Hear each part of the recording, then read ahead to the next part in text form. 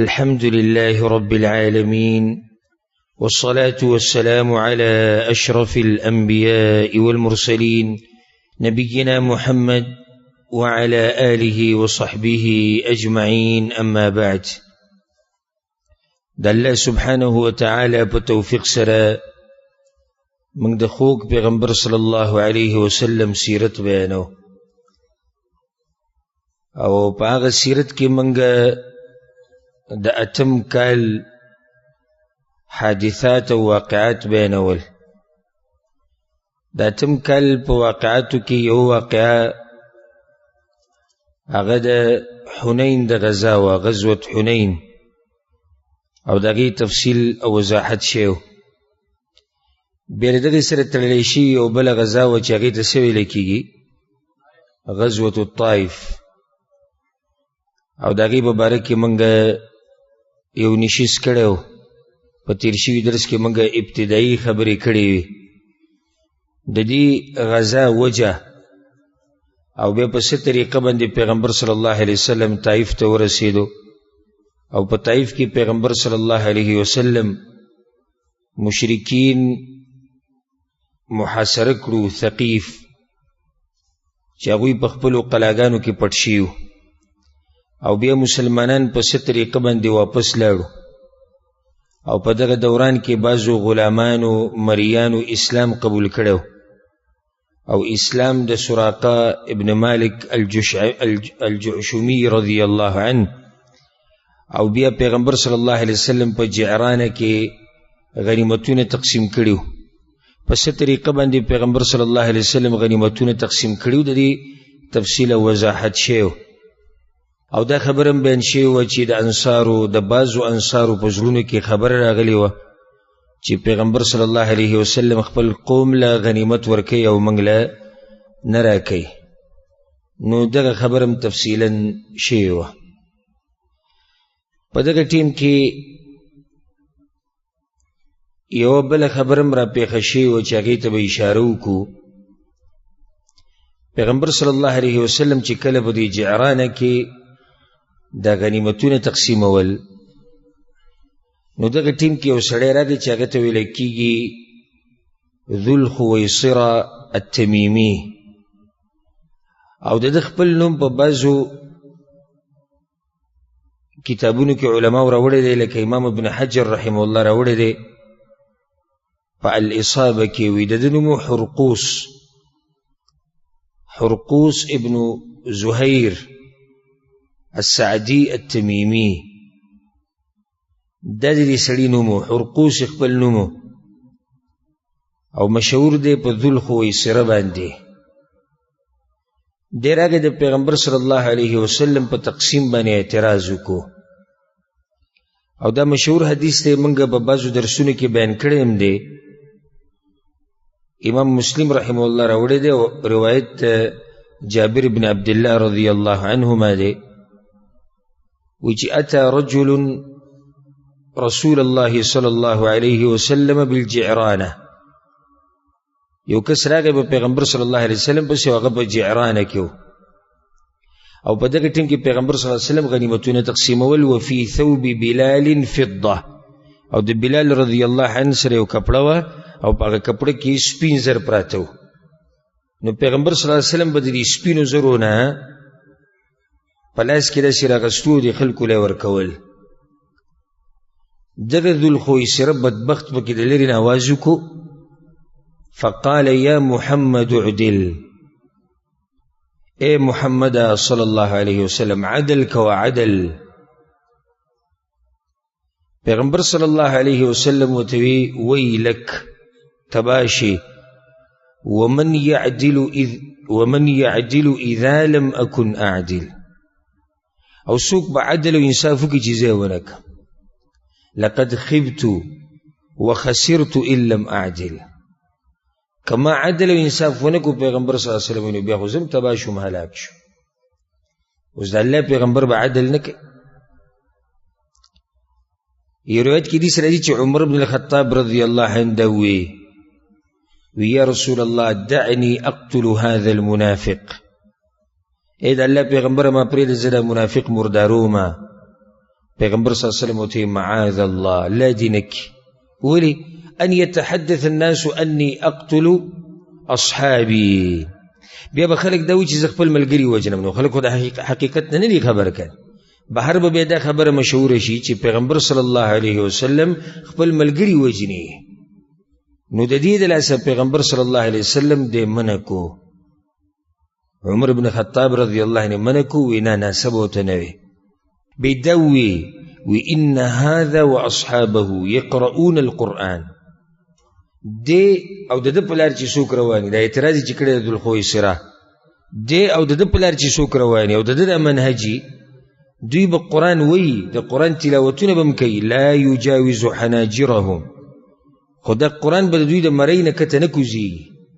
يمرقون منه كما يمرق السهم من الرمية، دوی به د اسلام نه دي سوزي که نه دي سي لکه څنګه چې یو سړی غشې روالي غشې او دا غشې په لینده کې کیدي او خپل یو نښه پې ولي، نو دا غشې خو تیز رواني که رو رواني؟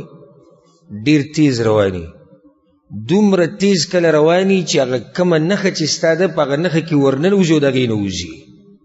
یعنې دومره تیز دا غشې دی چې په نښه کې ورننوتو او بیا ترې ووتو. دومره تادی کې به دوی د اسلام نه وځي. ځکه یو روایت کې داسې راځي، امام احمد بن حنبل رحمه الله راوړی او په کې ډېر ښکلی تفصیل دی. پیغمبر صلی الله علیه وسلم وایي لا دعوه، مې وجنئ پرېږدئ، فانه سیکون له شیعه، د ده به ملګري پیدا کېږي یتعمقون فی الدین، هغوی به په دین کې غلو کوي. دا د خوارجو امام دی ذوالخویصره، دته ویل کېږي د خوارجو امام. او د چا چې دا منهجي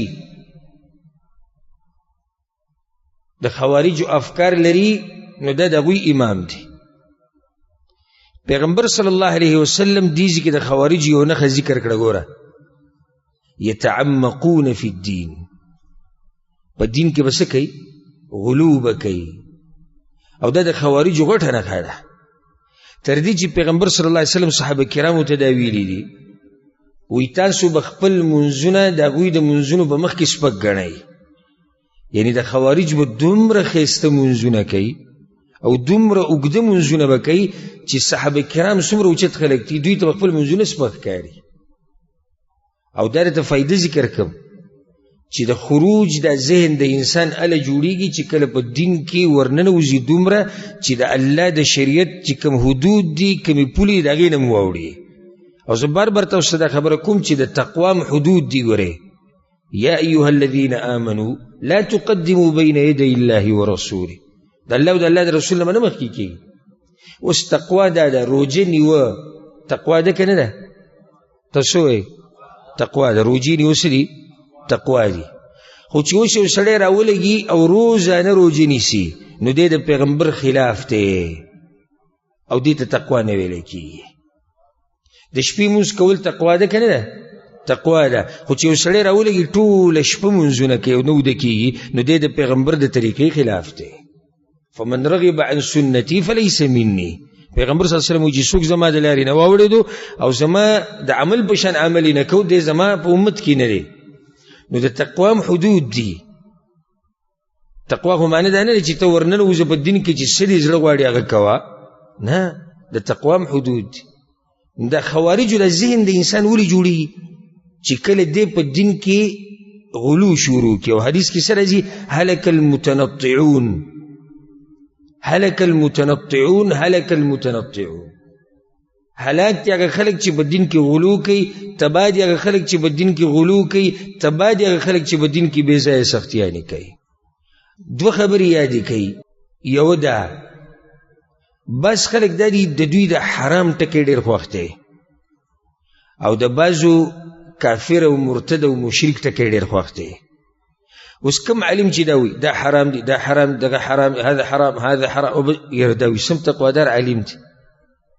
او کم علم چې د کفر ټاپې لګوي او یا د خروج منهج او نظریه او دا پلانې حکومت مرتد دی او هغه پلانې باچا کافر دی او دغه قتل روا دی او دا منافقان دي او دا د انګریزانو ایجنټان دي او دا د امریکې ایجنټان دي او د دوی وجل روا دي او دا درباریان دي او دا ټکي د دوی خوښې ډېر دا سخت الفاظ نه دي دی خوښې موږ وایو شریعت کې سختي شتي خو په مناسب ځای کې سختي پکار ده و دې ځای کې دوی هم سختي کوي یتعمقون فی الدین خوارج هم سختي کوي خو د دوی دا سختي بې ځایه سختي ده اوس دا د کوم ځای سختي ده چې ته رالګي او یو مسلمان د اسلام نه وباسي دا د کوم ځای سختي ده او دا د کوم ځای دینداري ده چې ته رالګي یو موحد ته مشرک وې یو سنی ته بدعتي وې یا ته رالګي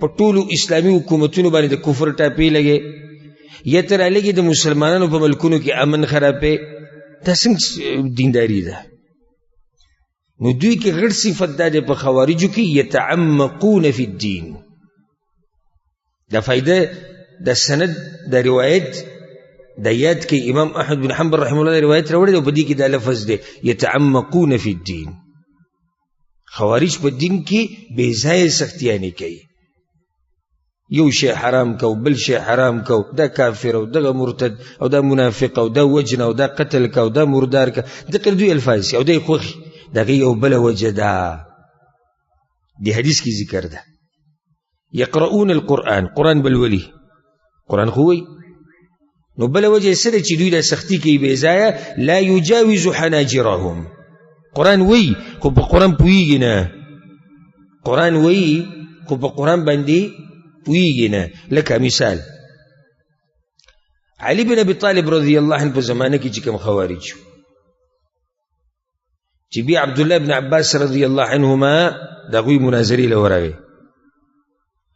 نو هغوی دا خبره ډیره کوله ان الحكم الا لله ان الحكم الا لله دا خو ډیر خوندور ایت او دغه شانده ان الحكم الا لله دي سیده خاغوتي كلمة حق أريد بها باطل ظاهره کې دا خبر استاسو حق ده خو مقصدم باطل له نیتونه مخربتي آیتونه پیش کوي خو په آیتونه نه پويږي قرآن پیش کوي خو په قرآن نه پويږي ومن لم يحكم بما أنزل الله فأولئك هم الكافرون طول خلق كافران نه لدي آية وضاحت لراشه لدي آية تفسير لراشه لدي آية تفسير لراشه د صحابه کرامو اقوال لراشه من په قرآن او حدیث منو په فهم د سلف صالحین نو خوارج ولی په دین کې بې ځایه سختی کوي ځکه چې دوی په قرآن او په حدیث باندې نه پوهیږي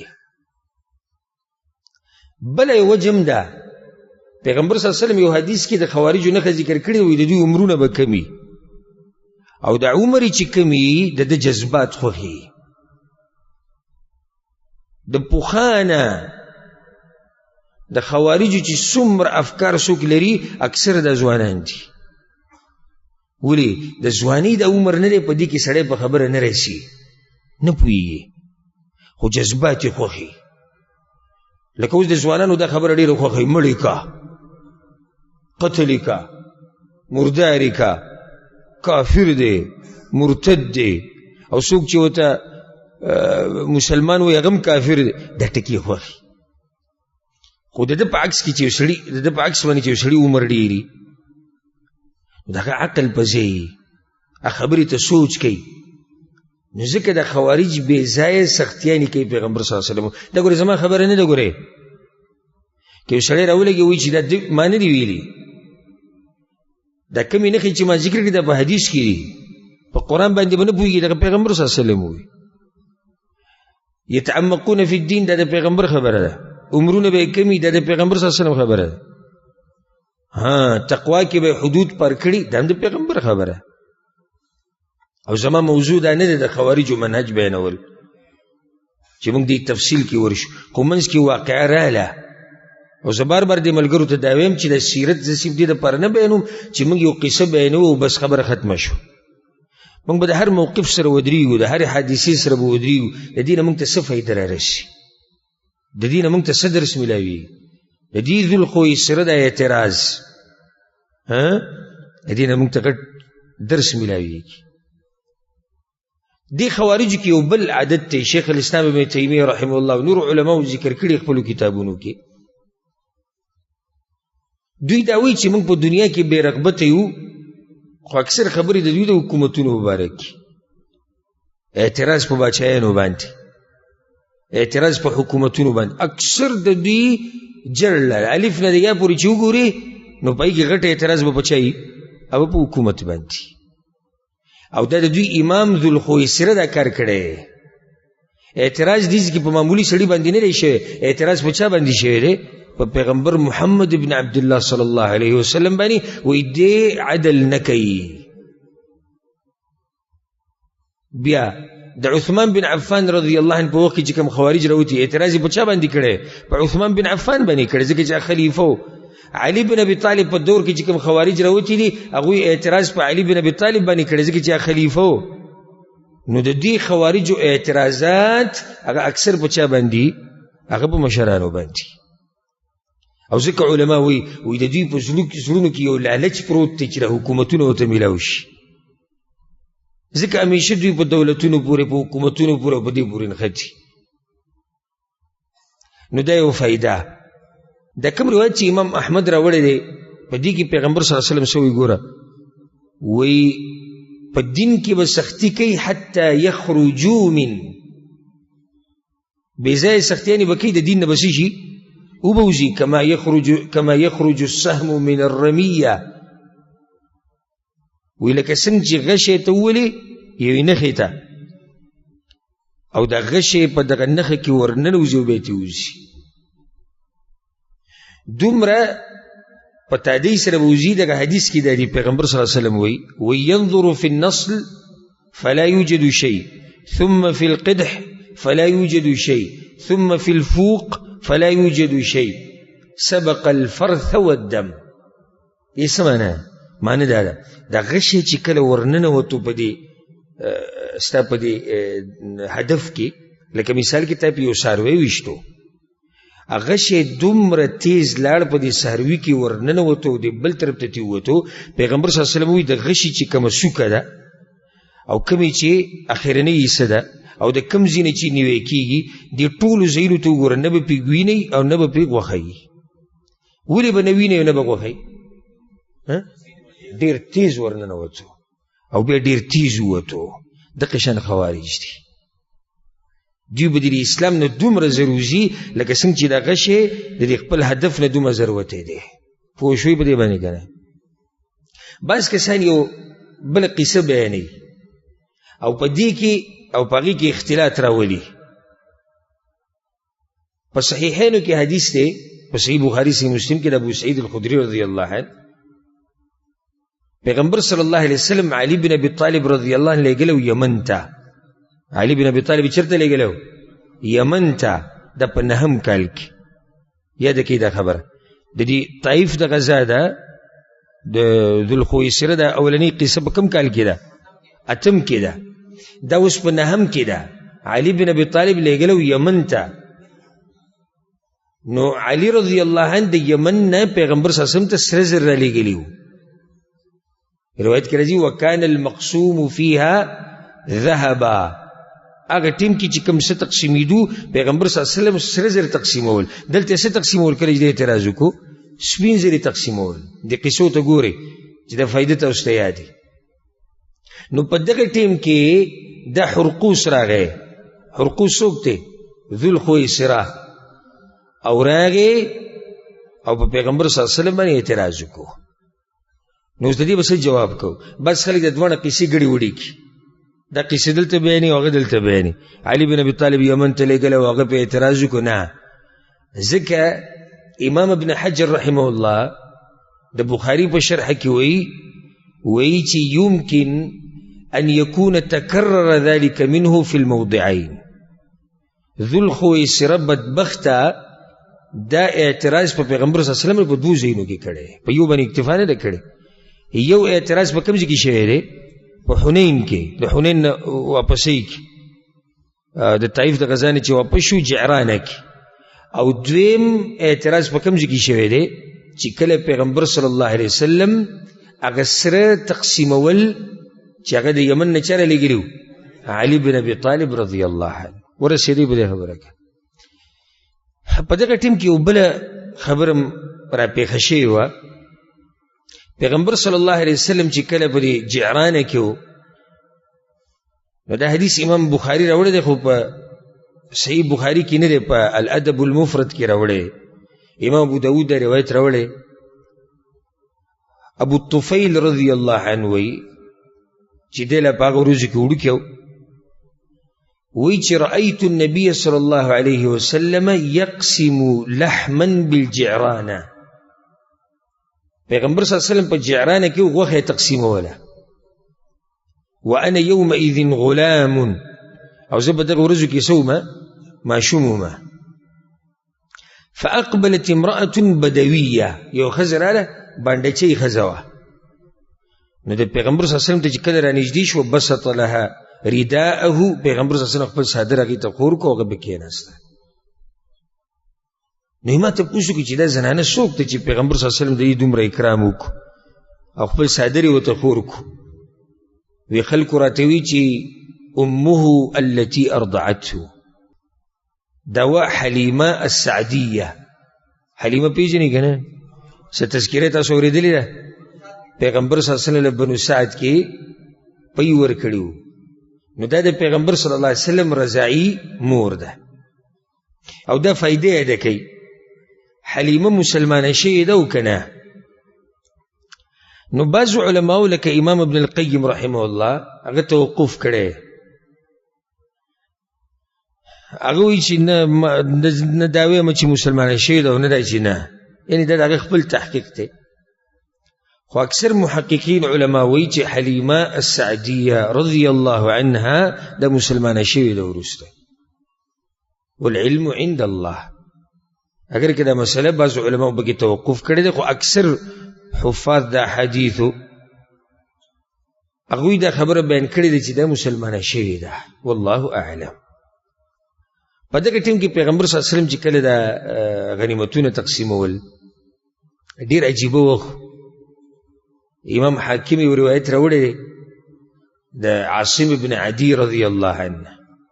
عاصم ابن عدی هم ډېر هرس کړی و. څه یې کړی و؟ هرس. او په هغه ټیم کې هرس په دې کې چې مال څه ډېر زیات. یو هرس بل چا هم کړی و، حکیم ابن حزام رضی الله عنه. یو پیر راغی، یا رسول الله خان راک، پیغمبر صلی الله علیه وسلم څو ورکړو؟ سل. بیا راغی، یا رسول الله راک، بیا ول څو ورکړو؟ سل. بیا راغی، یا رسول الله خان راک، پیغمبر صلی الله علیه وسلم بیا سل ورکړو، 300 خان ول ورکړو. بیا ته پیغمبر صلی الله علیه وسلم څو کو نصیحت وته کو. حکیم وی دا مال ګوره تک شین دی او ډیر خوږ دی، نو هیرس ته دې ډیر مکو. که اسره ته ملاو شو یو سړی در درکې، بیا خو صحیح ده بورک له فی. خو چې کله یو سړی دې ته هیرس ډیر کوي، الله به بیا برکت نه اچي. دغه شان نصیحت پیغمبر صلی الله علیه وسلم عاصم ته کړی. یې ورته وی دا نصیحت به ذکر کو، ډیر فایدمن نصیحت دی. وی یا عاصم، اے عاصمه، ما ذئبان عادیان اصابا فریسة غنم اضاعها ربها بافسد فيها من حب المال والشرف لدينه. اے عاصمه، دو شرمخان چې سم وږي شوي، یو روایت کې داسې راځي، امام احمد امام ترمذي راوړی، ما ذئبان جائعان، یو دو شرمخان چې څه دي سم وږي دي، او دا ته ورپرېږدي د بیزو کنډک ته. اضاعها ربها، د بیزو دا کنډک د خپل مالک نه ورک شوی، شپنکې نشتی، او ته دا دواړه شرمخان ورپرېږدي دې کنډک ته، نو دوی به څومره تباهي کوي. کوي به که نه به کوي؟ داسې تباهي به کوي چې تپوس یې مه کوه. پیغمبر صلی الله علیه وسلم وی اے عاصمه، د دې مال سره د محبت نه دی، او د دې شهرت، او د دې چې زه ښکاره شم، د دې سره د محبت، دا دین دومره خرابوي چې دا شرمخان دا بیزی ګړي دومره نشي خرابولی.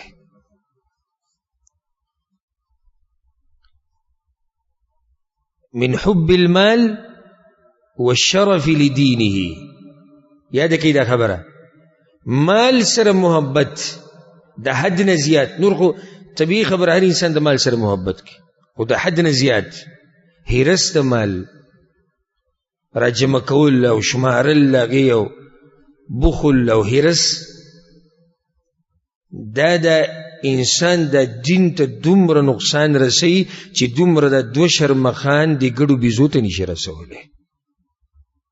دا ډېر خوندور نصیحت دی. ګورئ ډېر خوندور نصیحت پیغمبر صلی الله علیه وسلم کړی. زم چې دا نصیحت تاسو په دې زړه باندې ولیکئ. ما ذئبان جائعان أرسلا في غنم بأفسد لها من حرص المرء على المال والشرف لدينه. د دې روایت کدا الفاظ نشي یادولی، ترجمه یاده کوي. د مال هرس او د شرف او د عزت او دا چې ماته مقام اوچت میلاو شي او زه مشهور شم، دا د انسان د دین تباه او برباد کوي. نو الله دې موږ د دې هرس نه لرې ساتي. هم د دې د لاسه خو موږ غافله شوي یو که نه. هرس ته ډېروالي، هرس د څه شي؟ د ډېروالي. ځکه الله څه وایي؟ الهاکم التکاثر، غافل کړئ تاسو هرس د ډېروالي. التکاثر ډېروالي هرس، مال ډېر وی، بچی ډېر وی، ښځې ډېرې وی، کورونه ډېر وی، جیداد ډېر وی، بس دقه هرس دی، دقه منډه ده. الله وایي دې غافله کړي الهاکم التکاثر. او دومره غافله کړي وو حتی زرتم المقابر، تر دې چې چېرته لاړئ؟ مقبرو ته لاړئ. مقبرو ته څنګه لاړئ؟ یو معنی دا چې مړه شوئ خو هرس هم ختم نه شو. او دویمه معنی دا ده مقبرو ته لاړئ، په خپلو لاسونو مړي ښخ کړو، په هغو هم خاورې واچولې، خو د دنیا هغه هرس بیا هم ستاسو زړونو نه کم نه شو. دا هرس د ډېروالي دا کم کوي. حدیث کې څه راځي؟ چې یو سړی سحر کې او دی په امن کې، صحیح په امن کې او بدني روغي، او د دې سره د دغه ورځې خوراکي الله د دنیا د ته راجمع کړې ده. او دا موږ کې چا سره نشته، موږ کې چا سره نشته، خو زموږ د هرس د ورځې خوراک د ورځې نه د کلونو خلکو راجمع کړی. روغ بدن، امن و امان، او په دې کې یو سړی بیا هم لګی چې نه ما سره نشتی، ما سره نشتی. نو پیغمبر صلی الله علیه وسلم عاصم رضی الله عنه ته ډېر ناشنا نصیحت وکړو. په دغه ټیم کې عمر بن الخطاب رضی الله عنه یو تپوس وکړو. په صحیحینو کې دا حدیث دی، عبدالله بن عمر رضی الله عنهما وی عمر بن خطاب رضی الله عنه تپوس وکړو د پیغمبر صلی الله علیه وسلم نه، وهو بالجعرانه. دا تپوس یې په کوم ځای کې وکړو؟ جعرانه کې. جعرانه کې څه شي وو؟ مال غنیمت تقسیمېدو. ښه دا مال غنیمت د طایف دی که د حنین؟ دا د حنین دی. وی بعد ان رجع من الطائف، الطائف نه راواپس شوی، وی یا رسول الله انی نذرت فی الجاهلیه. اې د الله پیغمبره ما په جاهلیت کې یو منښته کړې وه. د دې سیرت د بیانولو ګوره دا فایدې ډېره انسان ته د دې حدیثونو پته ولګي چې دا واقعه کله را پېښه شوې. لکه دا حدیث معروف حدیث دی چې عمر بن خطاب پیغمبر صلی الله علیه وسلم ته ویلو، خو اوس ګوره دې سیرت کې موږ ته پته ولګي چې دې ځای کې ویلي وو، هغه دلته یې ویلي وی یا رسول الله انی نذرت فی الجاهلیه، ما په جاهلیت کې یو منښته کړې وه. قسم منښته وه ان اعتکف یوما فی المسجد الحرام، چې زه به یو ورځ اعتکاف په کوم ځای کې کومه؟ مسجد حرام کې. فکیف ترى، نو ته څه وایې یا رسول الله؟ پیغمبر صلی الله علیه وسلم وتی اذهب فاعتکف یوما، لاړ شئ یو ورځ اعتکاف وکړه. نو دې ځای کې هم فایدې، یوه منښته چې کله د الله بندگی پکې عبادتي به پوره کول لازم دي. من نذر ان یطیع الله فلیطعه، چې کله ته داسې منښت وکړه چې د الله عبادت پکې بیا به پوره کې. بله غوره دا ده چې یو سړی داسې منښتې ونه کړي.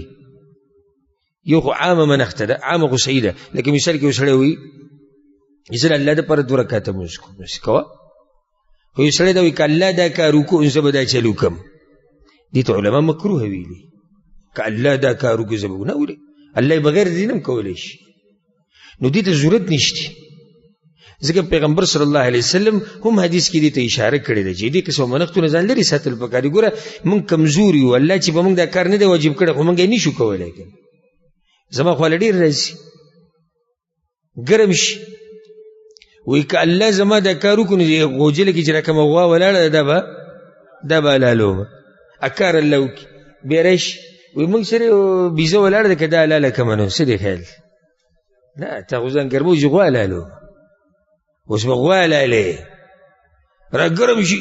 وایي که الله دا کار وکړو که نه 50,000 روپۍ به زه د الله په نوم ورکومه. بیا راشي تپوس کې که زه 10,000 ورکمه نو نه چې څه دي ویلي تعیین دې کړی بیا به دا کې. اوس عمر بن خطاب ویلي چې زه به یو ورځ به کوم ځای کې تېرومه مسجد حرام کې پوره کوي. حالانکې دا منښت یې ګوره په جاهلیت کې کړې ده. انی نذرت فی الجاهلیه، ما په کوم ټیم کې کړې ده؟ یعنی جاهلیت کې قبل اسلامه، مخکې د اسلام د راوړو. یو اهمه فایده دې دا راووته او دا د محققین علماو قول دی چې کم سے کم اعتکاف د یو ورځ دی. کم سے کم اعتکاف څو دی؟ یو ورځ. د دغه علماو قول کمزور دی، وایي چې کله ته جومات ته ورننوځي که ګنټې لکه نیمې لکه دوله وایي د اعتکاف نیت کوه. دا کمزور قول دی او د دې دلیل په رڼا کې دا راجح ښکاري والله اعلم چې کم سے کم اعتکاف هغه څومره دی؟ یو ورځ دی. بله فایده دې دا راووته ډېره قیمتي چې اعتکاف بغیر د روجې نه هم صحیح دی.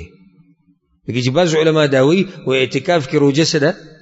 شرط ده. خو صحیح خبره دا ده چې بغیر د روجو نیونه هم اعتکاف کیږي. والله اعلم. پیغمبر صلی الله علیه وسلم عمر بن خطاب لا یو وینځه ورکړې وه دغه خمس نه، مال غنیمت کې چې کوم خمس و 5مه برخه وه په هغې کې یوه وینځه چا ته رسېدلې وه؟ عمر بن خطاب رضی الله عنه. پیغمبر صلی الله علیه وسلم چې کله د خلکو د قیدیان آزاد کړو او اوس به ته بیان کړو چې د قیدیان یې ولې آزاد کړو، نو عمر بن خطاب رضی الله عنه د هغوی اواز واورېدو. د قیدیان یو بل سره لګیا وی اعتقنا رسول الله صلی الله علیه وسلم، موږ خو پیغمبر آزاد کړي. نو عمر بن خطاب رضی الله عنه تپوس کوي دا څه چل دی؟ نو خلکو ته وی پیغمبر صلی الله علیه وسلم امر کړی دی او قیدیان یې آزاد کړو. نو ورغې خپل زوی ته دا وی عبدالله بن عمر ته وی ما ته وی چې زوی لاړ شه دغه وینځه چې کومه ده دا مزاده که. پیغمبر صلی الله علیه وسلم کله چې دا غنیمتونه تقسیم شو نو د حوازن قبیلې یو وفد راغی او موږ تیر شوي درس کې دا بیان کړي چې پیغمبر صلی الله علیه وسلم د هغوی د هدایت لپاره دعاګانې غوښتې وي ثقیف لپاره او دا پیغمبر صلی الله علیه وسلم ویلي والله به یې راولي او سخت جنگ په طائف کې شی. د حوازن قبیلې یو وفد راولېږو او دا وفد د 14 کسانو، 14 کسان او مشر د دوی زهیر ابن سرد. دوی رالو په پیغمبر صلی الله علیه وسلم پسې یا رسول الله موږ بیعت کوو تا سره په اسلام باندې، موږ اسلام قبلو. سبحان الله ګوره لا مدینې ته نه دي رسېدلي، الله به یې راوستو، نور به مو اوس راولي واورئ. وی موږ اسلام قبلو. پیغمبر صلی الله علیه وسلم ورسره بیعت وکړو. بیا هغوی دا وویل یا رسول الله ته موږ ښه پېژنې چې موږ ښه درون قوم والا خلک یو، ښه مشهور خلک یو. فمن علینا من الله علیک، نو موږ سره د نرمۍ مهرباني وکړه، د نرمۍ معامله وکړه، الله دې په تا مهرباني وکړي، په موږ باندې احسان وکړه. نو څه احسان وکړو؟ نو د زهیر ابن سرد خبره شروع کړه چې دی د بنو سعد نه و، بنو سعد ابن بکر. او بنو سعد ابن بکر دا سوک دی دا دا حلیمه قوم دی چې پیغمبر صلی الله علیه وسلم هلته پیس کړي دي د زهیر هم دغې نه دی او دا یو قسمه د پیغمبر صلی الله علیه وسلم ماما کېږي رضاعي ماما ځکه چې قبیله کې دی ویا رسول الله انما فی الحظائر عماتک وخالاتک وحواضنک اللاتی کن یکفلنک اے دا اللہ پیغمبره دا ته چې د قیدیانو کې دا څوک دي خو ستا تروریانې دي ستا ماسیګانې دي او تا له پی در کړي تیره لوی کړی نو دوی پرېږده او دویم زمونږ دا مالونه موږ له واپس راکړه پیغمبر صلی الله علیه وسلم ورته ویې زه به راته رښتیا خبره کومه واحب الحديث الي اصدقه زما په خبرو کې خبره ډېره خوښه چې رښتیا وي او تاسو یو به غوره کوئ یا قیدیان او یا مال هر چې مال دی نو ما درته ښه انتظار کړی موږ تېر شوي درس کې بیان کړي وو که نه پیغمبر صلی الله علیه وسلم په جعرانه کې سره پاسه لس شپې انتظار کړی ولې که دوی راشي نو چې را مالونه وله واپس ورکو دوی رانه پاتې څه شو قیدیان شو اوس که قیدیان غواړئ هغه وویل فانا نختارو سبینا موږ قیدیان غواړو موږ له قیدیان راکځوو نو پیغمبر صلی الله علیه وسلم ورته ما کان لی ولی بني عبد المطلب کم قیدیان چې ما سره دي زما دپاره دي او د بنو عبد المطلب خاندان سره دي فهو لکم دا ستاسو شو هغه آزاد شو کم قیدیان کم چې د پیغمبر سره دي او د بنو عبد المطلب سره دي دا څه شو آزاد فهو لکم کله چې وایي زه د ماسپښین لمونځ وکړم نو تاسو به یو کار وکئ د وفد ته یې ووایي ښه څه کار به وکئ چې زه کله د ماسپښین لمونځ وکړم تاسو به ودرېږئ خبره به شروع کړئ او دا به ووایئ چې موږ مؤمنانو ته په سفارش کې پیغمبر پیش کوو او پیغمبر ته مؤمنان پیش کوو فی نسائنا و ابنائنا خپلو ښځو د بچو مبارک یعنی موږ تاسو ته پیغمبر سفارشي کوو چې زموږ د ښځې او بچي را پرېږدي پیغمبر صلی الله علیه وسلم چې کله ماسپښین لمونځ وکړو دوی ودرېدو بله خبره یې وکړه نو پیغمبر صلی الله علیه وسلم د دوی په خبرې پسې بیا خبره وکړه ودرېدو د الله حمد او ثنای وي بیا یې دا ووایي فان اخوانکم قد جاءوا تائبین ستاسو دارونه رالو توبه یې ویستې ده او زما خو دا رای ده چې د دوی د قیدیان دوی له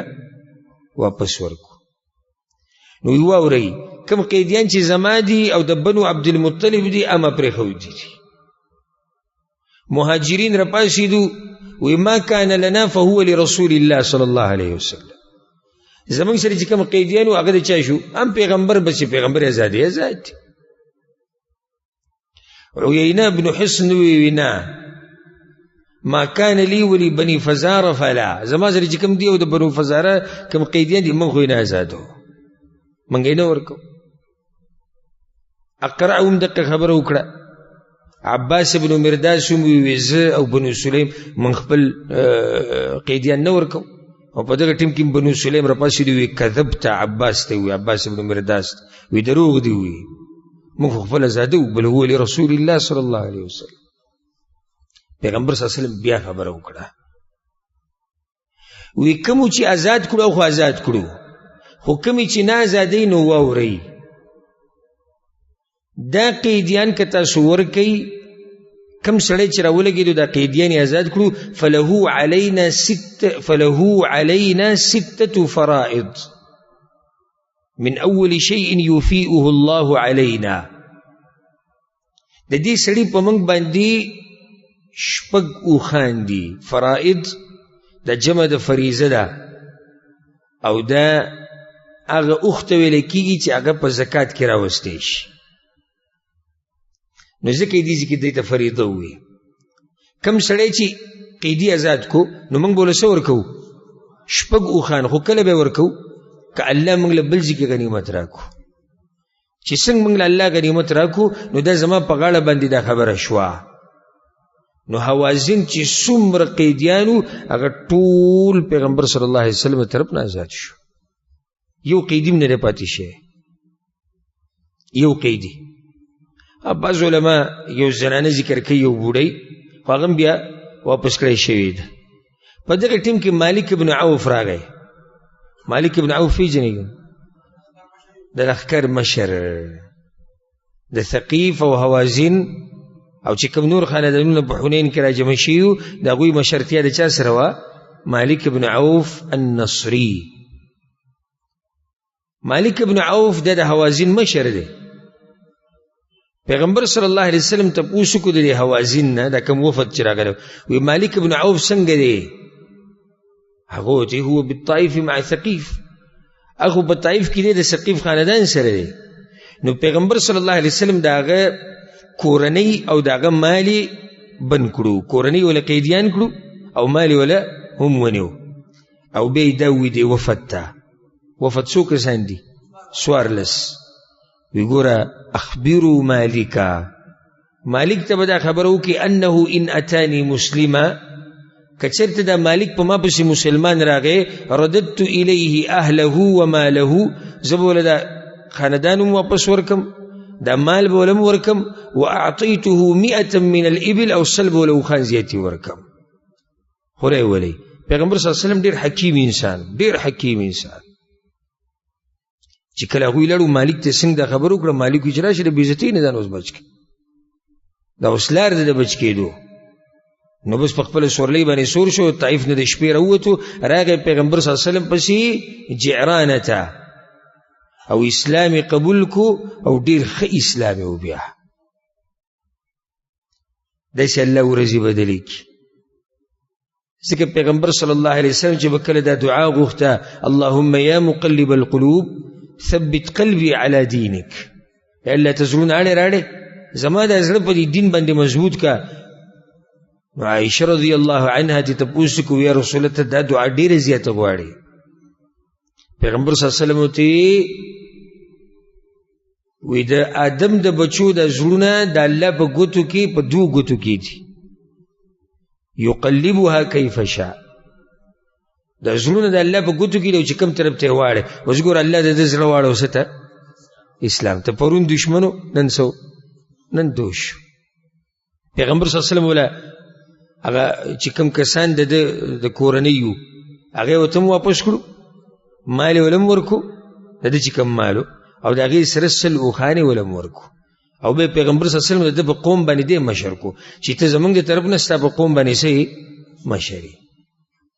په دغه ټیم کې پیغمبر صلی الله علیه وسلم یو عمره بیا وکړه چې کله د جعرانه کې د غنیمتونه تقسیم کړو که نه، نو بیا یې عمره وکړه. او ځکه حدیث کې راځي امام ابو داود رحمه الله راوړی دی، عبدالله ابن عباس رضی الله عنهما روایت دی سوي أن النبي صلى الله عليه وسلم وأصحابه اعتمروا من الجعرانة. جعرانینا پیغمبر صلی الله علیه وسلم بیا راغلی د عمره کړې ده. بعضو خلکو باندې دا عمره پټه پاتې شوې ده. پټه پاتې شوې ده څه معنی؟ یو روایت کې داسې ویلی شوي دي چې خلکو ته دې بعضو ته دې پته نه لګېدلې. د هغې وجه دا وه چې پیغمبر صلی الله علیه وسلم د جعرانه نه د شپې وتی دی او مکې ته د شپې نه نوتی دی، او چې څنګه یې عمره کړې ده نو بیا د شپې راوتی دی سهار له جعرانه کې وبیا. نو چا ته پته بعضو ته پته ونه لګېده چې پیغمبر صلی الله علیه وسلم څه چل کړی دی؟ عمره یې کړې ده. او دلته یو بله فایده به درته ذکر کو. په صحیحینو کې حدیث دی په بخاري، په صحیح بخاري او صحیح مسلم کې قتاده وی ما د انس بن مالک رضی الله عنه تپوس وکړو کم اعتمر النبي صلی الله علیه وسلم، پیغمبر صلی الله علیه وسلم څو عمرې کړي دي؟ وی ما ته وی چې 4 عمر، 4 عمرې پیغمبر صلی الله علیه وسلم کړي. دا فائدې ده کې كلهن فی ذی القعده، دا ټولې عمرې پیغمبر صلی الله علیه وسلم د ذوالقعدې په میاشت کې کړي دي. ځکه ګورې د بعضو علماو دا قول هم دی وی عمره په کوم میاشت کې غوره ده؟ ذوالقعدې په میاشت کې. وجه سره دلیل سره وی پیغمبر ټولې عمرې به یې کې کړي دي. ځکه بعض علما دا وی رمضان نه هم غوره دا وخت دی. د هغوی خپل تحقیق دی. بس یو قول داسې شته چې غوره عمره وی په ذوالقعده کې ده. ولې؟ وی ځکه چې پیغمبر صلی الله علیه وسلم هلته کړي. نو یو خو د حدیبیې هغه عمره وه، نو هغه هم ذوالقعدې میاشت وه، او دویمه عمره عمرة القضاء په کومه میاشت کې عمرة القضاء هم ذوالقعده کې وه وعمرة من الجعرانه او درېمه ده جعرانین د عمره وشوه دا کومه میاشت ده ذوالقعده ده سوای د هغه عمرې نه چې هغه په حج کې وه حج سره چې پیغمبر صلی الله علیه وسلم کوم عمره کړې ده نو هغه خو بیا په ذوالحجه کې وه که نه نو درې عمرې دي درېونه په څه کې دي ذوالقعده کې او یو عمره ذوالحجه کې نو جواب دې زیات کې چې پیغمبر صلی الله علیه وسلم څو عمرې کړې دي څلور درې ذوالقعده کې یوه په ذوالحجه کې پیغمبر صلی الله علیه وسلم چې کله د مکې نه راوتو عمره وکړه نو پیغمبر صلی الله علیه وسلم عتاب ابن اسید رضی الله عنه که تاسو ته یادي د مشر کړه په مکه باندې کنه بے پوخ مشر کو چې ته د مکې امیری او ځکه داسې ویل کېږي هو اول امیر فی الاسلام علی مکه په مکه باندې اولنی امیر په اسلام کې هغه عتاب ابن اسید رضی الله عنه دی او حیران بشي که یو خبره مې راته وکړه زما دې زړه غواړي زم چې د ځوانانو ته ما خاص نصیحتونه کولی چې په دوی کې داسې تیزي راتلی ځکه چې ځوانان زموږ څه دي مستقبل دی او بوډاګان مستقبل دی زموږ بوډاګان غریبان خالص هم قبر ته نږدې دي او سلمه بیلیل دي کې سپینګیري ناست دي وایي چې زموږ یو سلې پسې کړي حقیقت ته امید خلک د څه نه ساتي د ځوانانو نه الله د اصحاب کهف واقعه بیان کړې ده او ناشنا واقعه د اصحاب کهف تاسو ته معلومه ټولو ته نو بیا الله سوی انهم فتیة آمنوا بربهم دغه یو څو ځوانانو بوډاګانو ځوانانو انهم فتیه دا کاروم د ځوانانو دی عجیبه خبره چې ما کومه تاسو ته بیانوله عتاب ابن اسید رضی الله عنه چې کله په مکه باندې امیر شو نو سیرت کې راځي وعمره 21 سنه یو اشکاله د عمرو څومره عمر زمونږ خو یو اشکاله کې چې د پبجي نه خلاص شي کنه موبایل کې گیمونه او فیسبوک او کته ماشوم دی مور پلار مو دا وړي کې ماشوم دی هر سړی ماشوم دی او هغه د 21 کالو ځوانان په مکه باندې امیر دی دا ماشوم ټکې مو وایي چې یو سړی بالغ شو دا سړی ځوان دی ځواني کارونه پکار دي لکه دا کار ته ولې نه کوي چې بس یې عمر هم دغه نه دی عمر څه دغه نه دی نو زمونږ د 21 کالو چې کله ورته موږ داسې ووایو چې ته دا مسلې نه یادې وایي ذهن مې لږ څه دی کمزور دی زم چې د 21 کالو په عمر کې تا ته مسلې نه یادېږي د 25 کالو په عمر کې تا ته مسلې نه یادېږي د 60 کالو په عمر کې ته به علم کله کوې د 21 کالو هلک ځوان په مکه باندې څه دی امیر دی او نوم یې څه دی عتاب ابن اسید رضی الله عنه بیا پیغمبر صلی الله علیه وسلم دته وصیتونه وکړو او په مکه باندې امیر کو خو په دغه ټیم کې یو بله واقعه را پیښه شوې وه او موږ چې کوم سیرت بیانوو بحمدالله ښه تفصیلي نه بیانوو چې کوم واقعات کوم ذکر راغلي بیانوي خیر دی که زموږ نه ټیم والي یو بله واقعه دغه ټیم کې را پیښه شوې وه د ابو محذوره رضی الله عنه ابو محذوره خو پیژنئ که نه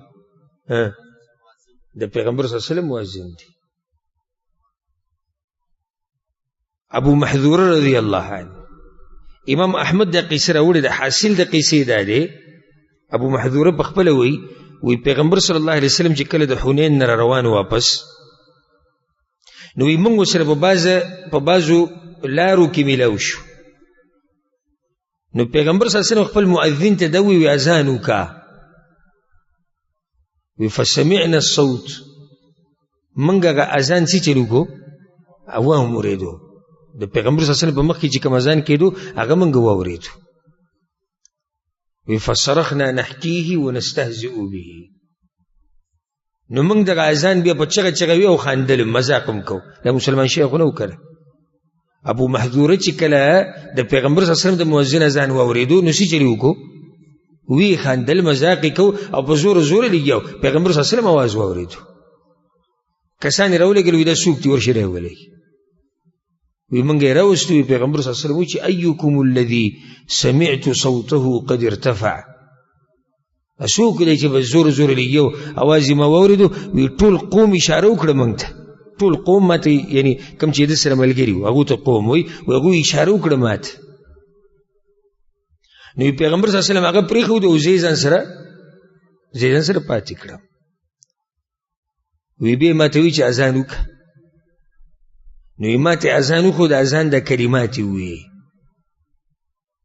څنګه چې اذان کلمات دې ماته وکړو دا اوس فقهي مسله ده ما د مشکات په درسونو کې بیان کړی ده چې په اذان د ابو محذوره او اذان د بلال رضی الله عنه کې څه فرق دی هغه موږ هلته بیان کړی الغرض دې ذکر ته د اذان هغه کلماتو وی چې کله ما اذان وکړو پیغمبر صلی الله علیه وسلم زره وغوښتم وی دی وراشي وی چې کله به زورل منو دي سیو د کپړې نه یو کسوړی جوړ شي و هغه کسوړی کې سپین زر پراته وو هغه مال راکړي دا والا سپین زر مال راکړ او ثم وضع يده على ناصيتي بیا پیغمبر صلی الله علیه وسلم د لاس په کوم ځای کې هغه په تندي باندې او بیا زما په دې مخې د لاس دوه پیری راخکو او بیا زما په دې بدن دي سره راخکو د مخ نه بدن تراغه ثم على كبدي فدينه ولا لاس راخکو ثم بلغت يد رسول الله صلى الله عليه وسلم سرتي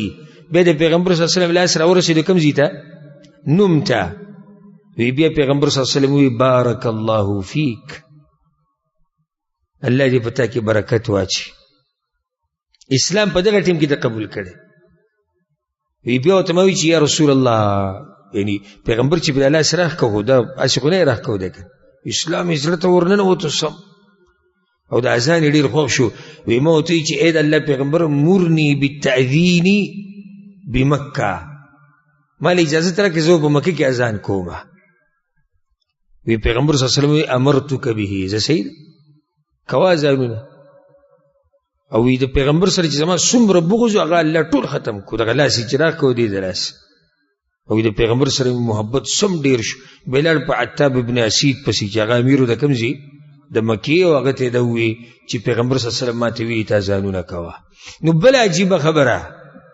عتاب ابن اسید سو کالو یوشتو د حیران شي په دغه ټیم کې د ابو محذوره عمر 14 کاله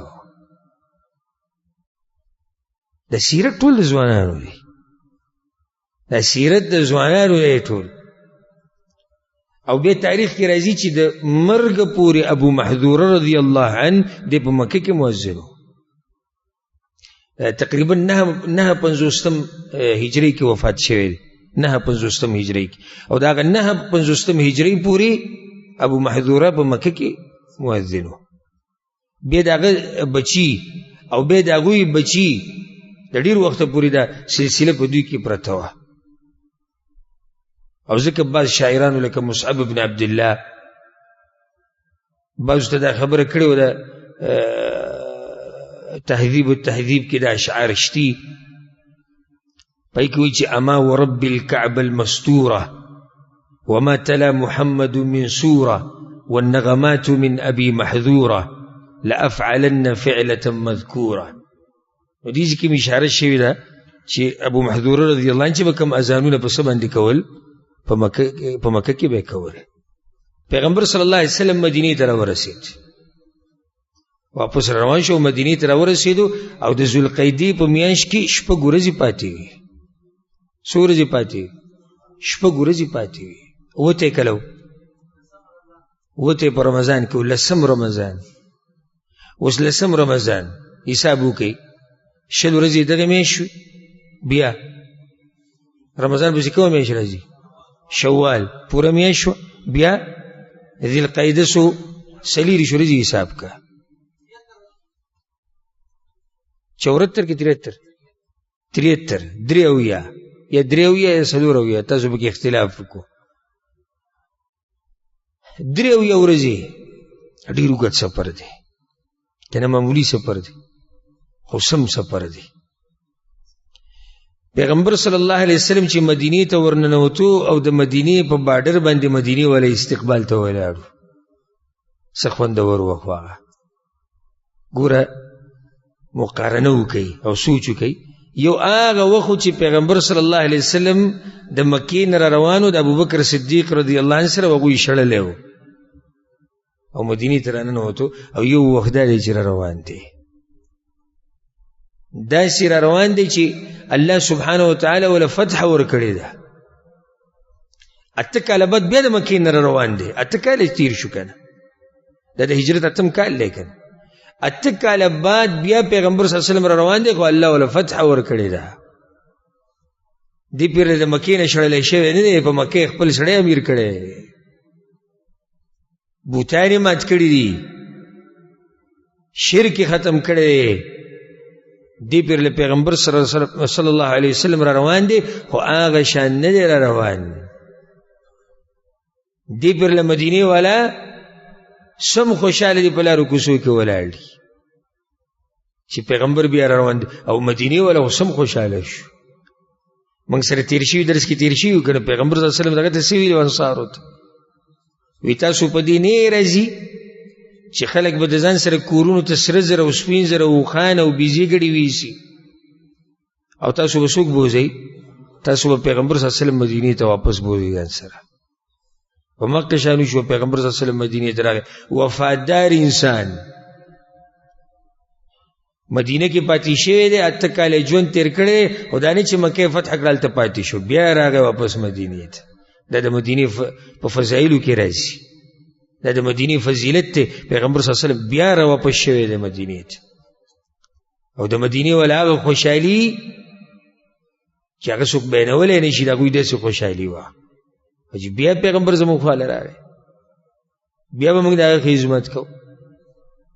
نو په دې سره پیغمبر صلی الله علیه وسلم په ژوند کې د مدینې ته چې را واپس شو، نو د هغه د ژوند 3 غټې واقعې را پېښې شوې وې، د هغې نه را واپس شو. کومې 3 واقعې؟ فتح مکه، غزوة حنین او غزوة الطائف. دا 3 واقعې په یو سفر کې راغلي دي. مکه فتح شوه، حنین کې الله دشمنانو له شکست ورکو، لقد نصركم الله في مواطن كثيرة ويوم حنين. او 3 حوازن او دغوی سرداران او دغوی مشران هغه رالو اسلامي قبول کو. لوی د خوشحالي ورځ چې پیغمبر صلی الله علیه وسلم مدینې ته راننوت. دا مدینه به داسې وپړقېدې چې کله پیغمبر راننوت. یو هغه پړقېدلی چې کله ورته په اول ورځ راننوت، ځکه انس بن مالک رضی الله عنه وی په کومه ورځ چې پیغمبر صلی الله علیه وسلم مدینې ته راغلی، تپوس مه کوه دا مدینه څه وپړقېده وایي. کله چې څوک راننوتو، ابوبکر او عمر، ابوبکر او پیغمبر صلی الله علیه وسلم، او دوی به ورته بهر انتظار کوو، په غرمو کې به ورته ولاړو چې کله به ستړي شو د غرمو به وسېزل. موږ د هجرت واقعه بیان کړې وه که نه، بیا به واپس کورونو ته لاړو، سبا به بیا ولاړو، بیا به یې ورځې کتو چې لرې نه 2 کسان روان دي او سپینې جامې یې اچولې دي، چې را نږدې شو خلکو، بس د خوشحالۍ هغه وخت کې د خلکو د سترګو نه روانې شو، او زر هغوی په ابوبکر صدیق باندې له پاسه کپړه ونیوه، ځکه چې ابوبکر صدیق د پیغمبر نه په عمر کې مشر، په شکل کې مشر ښکارېدو، اگر که په عمر کې دی کشر. نه ابوبکر صدیق اشاره وکړو چې نه یم، هغه دا دی. پیغمبر ته شو ته ولاړو، هغه دا دی. 8 کاله بعد راغی، خو اوس یې ښه پېژني چې هغه دا دی. اوس خو د هغه نوم په ټوله دنیا کې مشهور شو. اوس خو مکه الله هغه له ورکړه. اوس خو د حوازن او د ثقیف په شان غټ غټ خاندانونه الله هغوی ته شکست ورکو، او بعضو پکې اسلام قبول کو. و انس بن مالک وی او د هغه ورځې تپوس مه کوه په کومه ورځ چې پیغمبر صلی الله علیه وسلم وفات شو، دا مدینه تکه توره شوې وه. نو د پیغمبر صلی الله علیه وسلم د 2 پیرې راننوته، دا مدینې ته ډېر تاریخي دي. اگر که د هر غزا نه چې پیغمبر واپس راغلی دی، نو د مدینې والا ته شوق دی، خو د 2 ډېر تاریخي دي. کم کم؟ یو چې هجرت کو اول پیر، او دویم د فتح مکې نه چې واپس شو.